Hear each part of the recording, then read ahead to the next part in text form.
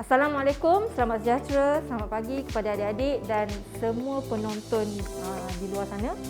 Kita bertemu lagi dalam rancangan Minda Juara Pemacu Kejayaan Prestasi Sukan.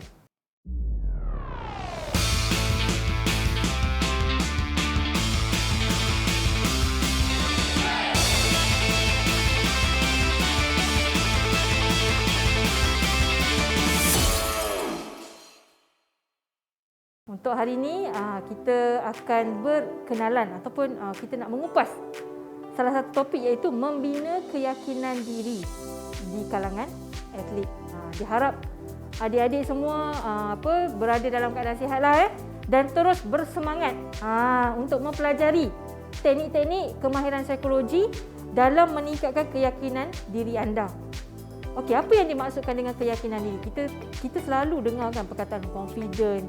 Okey, confidentlah sikit. Janganlah lemah. Kau kena kuat semangat. Itu antara contoh-contohlah kata-kata kadang-kadang jurulatih kita sebut, rakan-rakan sepasukan kita sebut ataupun kita pernah dengar dalam video-video yang kita tonton. Tapi apa yang dimaksudkan dengan keyakinan diri? Keyakinan diri ini kita boleh takrifkan sebagai kepercayaan seseorang terhadap kebolehannya dalam melakukan sesuatu kemahiran ataupun tugasan. Okey, keyakinan diri self ataupun kita boleh panggil self confident. Tapi apa yang menyebabkan ataupun apa situasi-situasi yang boleh menyebabkan kadar ataupun tahap keyakinan diri seseorang itu menurun? Ada macam-macam. Okey, ada bermacam-macam punca ataupun sumber ataupun keadaan yang boleh mengakibatkan keyakinan diri seseorang atlet itu menurun sama ada secara drastik ataupun perlahan-lahan.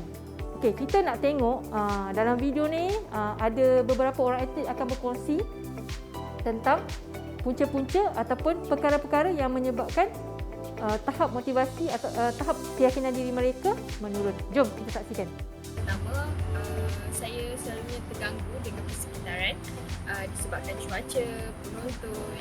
Dan kalau dikira macam cuaca, kita boleh melibatkan dengan cuaca yang panas, angin yang tidak menentu. So ia membuatkan saya mudah untuk kurang fokus dan keyakinan saya akan menurun. Yang kedua, disebabkan saya kurang berkeyakinan dengan teknik yang saya bawa ketika syuting. Disebabkan kita kurang punya fokus, teknik yang patut kita lakukan ketika pertandingan dia membuatkan kita susah untuk konsisten dalam teknik itu. Okay, yang pertama, bila masa game tu saya tak jadi. Game masa performa saya tak sampai ke tahap yang sepatutnya saya main. Itu menyebabkan saya low confident. Yang kedua, bila saya tengok pihak lawan saya terlampau jadi sangat, dia peak. Macam kita rasa macam patutnya bola macam ni dia tak boleh pukul, tiba-tiba boleh pukul tanpa kena bola dia. Contoh bola atas bawah kan, okay, kalau boleh kita akan harap bola dia pergi juga, tapi tak, dia tembak bola kita tanpa diusik bola dia. Itu pun menyebabkan saya macam kenapa banyak luck dekat dia. So confidence saya pun rendah. Dan first, saya low confident sebab banyak fikir bila macam terlampau banyak fikir kenapa tak jadi. So benda tu patutnya kita kena macam tenangkan apa kan, tapi terlampau banyak sangat fikir sampai buat hanya benda yang sama.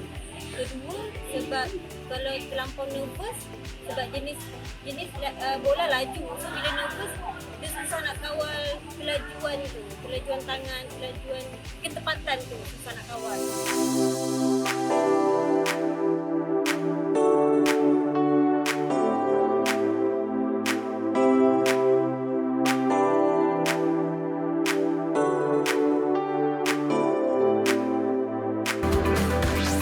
Didik TV KPM.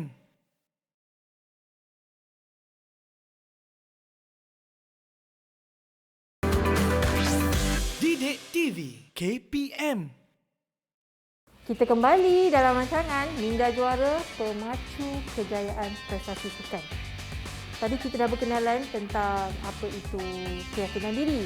Dan juga tadi ada rakan-rakan atlet kita dah berkongsi apa yang menjadi punca kepada penurunan tahap keyakinan diri mereka. Saya percaya anda semua pernah mengalami situasi yang sama seperti mereka alami ataupun akan alami. Jadi kita perlu mempersiapkan diri kita, okey, dalam meningkatkan keyakinan diri andai kata perkara itu terjadi pada masa akan datang ataupun sedang terjadi. Okey, apa cara-cara ataupun strategi-strategi kita yang kita boleh laksanakan atau boleh lakukan untuk meningkatkan keyakinan diri kita. Okay, yang pertama, self-talk ataupun katakan diri. Ini adalah kerap kali perkataan ataupun teknik yang kerap kali anda dengar ataupun anda dah pelajari sebelum ni. Tapi bagaimana aplikasi katakan diri ataupun self-talk ini dapat membantu meningkatkan keyakinan diri atlet. Yang pertama, bila nak memilih katakan diri yang bersesuaian tu, kita perlu tahu tujuan kita menggunakan katakan diri itu. Yang pertama, adakah ianya bertujuan untuk memberikan motivasi kepada diri kita? Ataupun yang kedua, adakah ia bertujuan untuk memberi arahan kepada kita apa yang kita perlu lakukan? Jadi, keputusan siapa untuk menentukan sama ada saya perlu membuat katakan diri berbentuk motivasi ataupun berbentuk arahan, terpulang kepada anda, terpulang kepada situasi anda ketika itu. Okey, yang pertama, bila kata berbentuk motivasi ni, sebagai contoh, you can do it, aku boleh buat, teruskan, jangan mengalah, jangan give up. Okey, itu semua kata-kata diri berbentuk motivasi untuk kita menaikkan semangat kita, untuk meningkatkan motivasi, untuk meningkatkan keyakinan diri kita. Tak kala kita sedang dalam keadaan nak mengalah ataupun ketinggalan dengan pihak lawan. Okey, itu tujuan dia. Yang kedua, berbentuk arahan. Sebagai contoh, bila keyakinan diri kita semakin menurun, kita mula lupa kepada apa yang perlu dilakukan ketika itu. Di saat-saat genting dalam perlawanan, kita mula lupa apa yang kemahiran ataupun teknik ataupun taktikal yang jurulatih arahkan kita buat. Disebabkan kita dah ketinggalan dengan pihak lawan. Jadi, katakan diri yang berbentuk arahan ini dapat membantu kita lah, okey, untuk fokus kepada proses teknik ataupun kemahiran yang kita perlu lakukan. Jangan fikir tentang keputusan perlawanan, tetapi fikirkan apa yang perlu kita lakukan. Jadi kita kena gunakanlah kata-katakan diri berbentuk arahan seperti dalam sukan memanah sebagai contoh. Okey, contohlah ini kalau dalam acara memanah kita perlukan pergerakan siku. Okey, ada setengah atlet ataupun pelajar dia selalu lupa tentang teknik asas yang perlu diingati. Contoh siku jaga, tangan jaga. Itu semua kata-kata berbentuk arahan. Okey, kaki lutut perlu bengkokkan lagi sebagai contoh. Okey. Kawal pernafasan. Okey, tarik nafas. Hembus, tarik nafas, hembus. Itu semua kata-katakan diri berbentuk arahan. Okey, bercakap tentang katakan diri, kita ada aktiviti pada hari ini. Okey. Kalau anda ada kertas, apa sajalah, buku ke, kertas ke, okey. Ambil sehelai kertas. Okey, saya nak anda tuliskan apa sahaja kata-kata ataupun perkataan, okey, yang apabila anda pernah gunakanlah. Anda pernah gunakan, jurulatih pernah cakap kepada anda. Dan bila anda ataupun anda tidak ada idea tentang apa, okey, pilih satu perkataan yang sangat dekat dengan diri anda yang boleh meningkatkan keyakinan diri anda. Okey, yang boleh meningkatkan keyakinan diri anda. Sebagai contohlah. Okey, sebagai contoh, tulis I can do it. Ikutlah nak guna pen merah ke pen hitam ke boleh. Tulis dalam kertas ataupun buku anda di depan anda boleh tulis. Okey, tulis. Okey. Dan sekarang saya mahu anda pejamkan mata. Sekarang saya nak anda membayangkan. Okey, cuba bayangkan satu situasi ataupun pengalaman-pengalaman yang lepas dalam pertandingan ataupun apa sahaja situasi yang anda rasa itulah kejayaan anda yang paling tidak dapat anda lupakan. Tak kisah yang telah lama berlalu ke ataupun baru saja berlaku ke, apa saja kejayaan-kejayaan, apa sahaja prestasi anda yang memuaskan hati anda, yang anda mendapat kepuasan daripada prestasi itu. Okey, saya nak anda bayangkan, boleh letak di tepi sebentar. Okey, saya nak anda membayangkan situasi tersebut. Sambil pejam mata, teruskan pejam mata. Okey, sekarang bayangkan, letakkan dulu di tepi kertas tadi. Okey, sekarang cuba bayangkan. Okey, tarik nafas, hembus. Okey. Okey, dengan perlahan tarik nafas, hembus, lakukan pernafasan dalaman. Okey. Teruskan pejamkan mata. Pejamkan mata. Bayangkan situasi tadi. Pengalaman atau kejayaan anda. Bayangkan keadaan ketika itu. Situasi ketika itu. Bagaimana perasaan anda ketika itu apabila mendapat kejayaan. Apabila anda berasa puas dengan kejayaan yang anda telah capai itu. Okay, ingat balik saat-saat itu. Ingat balik peristiwa itu. Ingat balik perasaan, emosi gembira ketika itu. Okay, apabila anda dapat rasakan benda tu, sekarang saya nak anda sebut self-talk tadi. Ataupun katakan diri tadi. Sebut 3 kali dengan kuat. I can do it. I can do it. I can do it. Sebut 3 kali dengan kuat, dengan penuh bersemangat. Sebutkan. Okey, andai katalah bila anda sebut tu, anda dapat rasakan suatu perasaan yang luar biasa ataupun perasaan yang lain. Rasa kadang-kadang orang kata meremang lah. Maknanya, katakan diri itu memang bersesuaian ataupun katakan diri yang boleh membantu meningkatkan keyakinan diri anda. Itu tips dia untuk kita tahu mana katakan diri yang sesuai untuk diguna pakai dan dalam masa yang sama boleh meningkatkan keyakinan diri kita. Teknik yang kedua untuk meningkatkan keyakinan diri adalah membayangkan imej-imej yang positif. Imej-imej yang positif ni macam mana? Apabila kita berada dalam keadaan tekanan ataupun kita ketinggalan dengan pihak lawan ketika pertandingan, okey, ataupun kita mengalami situasi yang sukar ketika latihan. Okey, apa yang kita perlu lakukan untuk meningkatkan balik keyakinan diri kita? Okey, dengan cara membayangkan imej-imej yang positif, gambaran yang positif. Okey, apa gambaran yang positif? Contoh tadi kita dah buat tadi dalam sesi katakan diri kita tadi, membayangkan kejayaan yang lepas, kejayaan-kejayaan yang lalu. Okey, pengalaman-pengalaman yang membanggakan. Okey, itu salah satu imej yang positif. Yang kedua adalah keluarga kita. Kita membayangkan keluarga kita. Kita membayangkan orang-orang yang kita sayang. Di saat kita rasa nak mengalah, di saat kita rasa nak give up ataupun tidak mahu meneruskan perjuangan tadi, kita ingat balik muka-muka keluarga kita. Kita kenang balik rakan-rakan sepasukan kita, jurulatih kita, okey? Jasa yang telah mereka taburkan untuk memastikan kita berada pada tahap sekarang. Okey? Itu adalah imej-imej yang positif yang kita boleh bayangkan. Yang ketiga, bagaimana kita nak meningkatkan keyakinan diri? Adalah melalui memberi konsentrasi ataupun memfokuskan perkara yang di dalam kawalan kita. Okay, apa yang perkara yang dalam kawalan? Perkara dalam kawalan perkara-perkara yang kita boleh kawal. Sebagai contoh, kita punya kemahiran. Tahap kemahiran kita setakat mana? Tahap penguasaan teknik sukan kita bagaimana? Teknik pernafasan kita contoh. Komunikasi kita dengan jurulatih, dengan rakan sepasukan. Itu perkara yang kita boleh kawal. Dan perkara yang di luar kawalan adalah seperti penonton. Penonton sekarang bukan kata penonton di depan mata je. Netizen pun perkara di luar kawalan.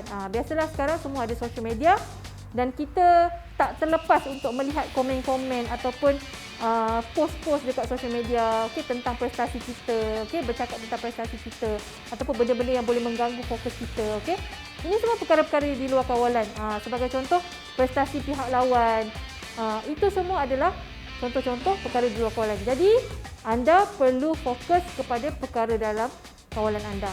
Teknik pernafasan anda. Apa yang perlu aku lakukan apabila aku ketinggalan dengan pihak lawan? Pihak lawan dah leading, aku ketinggalan. Apa aku perlu buat? Oh, aku kena mantapkan aku punya skill, teknik aku. Ikut tactical coach. Ingat balik apa yang coach ajar. Tactical, strategi, technical, psikologi. Itu semua adalah perkara dalam kawalan. So, tadi kita dah lihatlah strategi-strategi meningkatkan keyakinan diri dalam prestasi sukan. Kita berhenti dulu, kita akan jumpa sebentar lagi.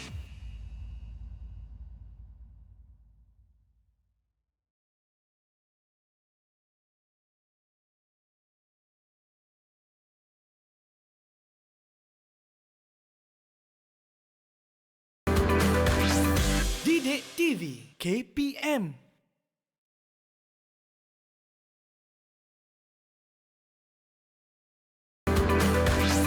Didik TV KPM.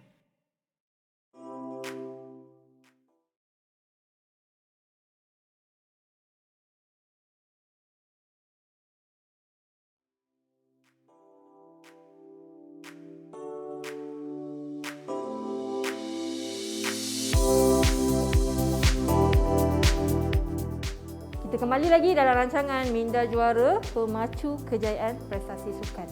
Tadi kita dah berkongsi, kita dah mengupas tentang teknik-teknik dalam meningkatkan keyakinan diri di kalangan atlet. Kenapa kita perlu meningkat keyakinan diri? Apa yang kita akan dapat? Apa yang adik-adik akan dapat? Apa yang keyakinan diri akan menyumbang kepada prestasi anda di dalam sukan? Okay. Antara kepentingan-kepentingan yang kita boleh perolehi ataupun kebaikan-kebaikan, faedah-faedah yang kita boleh dapat daripada tahap keyakinan diri yang optimum ataupun baik ini. Yang pertama, ianya dapat membantu kita untuk mengawal kebimbangan, kebimbangan ketika dalam situasi pertandingan ataupun keadaan-keadaan yang mempunyai tekanan yang tinggi. Sebagai contoh, apabila kita hilang keyakinan diri, kita akan cenderung untuk mengalami fisiologi badan, sintosis fisiologi badan seperti jantung berdebar yang terlalu laju, badan menggigil, tangan berpeluh dan seterusnya. Mulalah pemikiran memikirkan perkara-perkara yang negatif, dan akan menyebabkan kita bertingkah laku negatif dan secara tak langsung dia akan mempengaruhi prestasi kita ketika itu. Jadi apabila tahap keyakinan diri ni semakin tinggi ataupun kita berjaya meningkatkan kembali keyakinan diri kita yang menurun tadi, secara tak langsung dia dapat membantu kita mengawal tahap kebimbangan kita tadi. Daripada memberi kesan yang negatif atau memberi kesan yang memudaratkan kepada prestasi kita ketika itu. Itulah kepentingan atau faedah yang pertama. Yang kedua, apabila tahap keyakinan diri itu berada pada tahap yang baik ataupun optimum, kebolehan kita dalam memperbaiki kesilapan ketika itu dengan kadar segera. Maksudnya apabila kita buat kesilapan ataupun kita dah ketinggalan dengan pihak lawan, kita melakukan sebarang mistake, kelemahan. Jadi bila adanya keyakinan diri yang tinggi ni, dia dapat mengembalikan balik kemampuan kita untuk memperbaiki. Kita akan buat comeback dengan cepat. Tak adalah bila dah lah macam nak kalah je ni. Tak payahlah betulkan, habiskan je lah game ni. Biarlah lantaklah apa nak jadi. Tu adalah satu situasi yang tidak baik lah. Maksudnya dah nak start mula mengalah.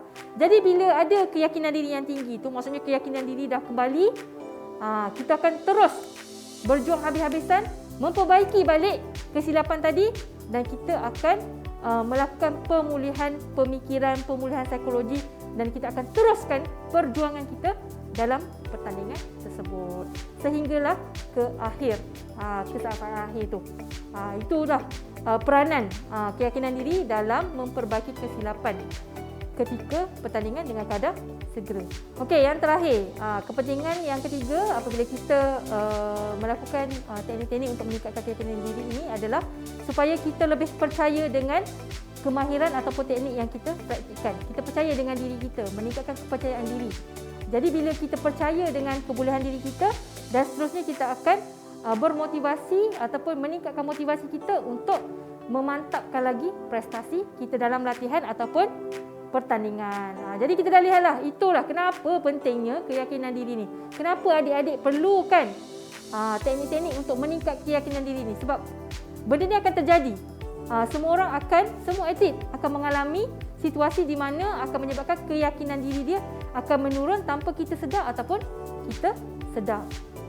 Okey, kita dah kongsi dah tadi tentang keyakinan diri, okey, bagaimana cara untuk meningkatkan keyakinan diri ketika berada dalam keadaan genting dan juga kepentingan-kepentingan keyakinan diri.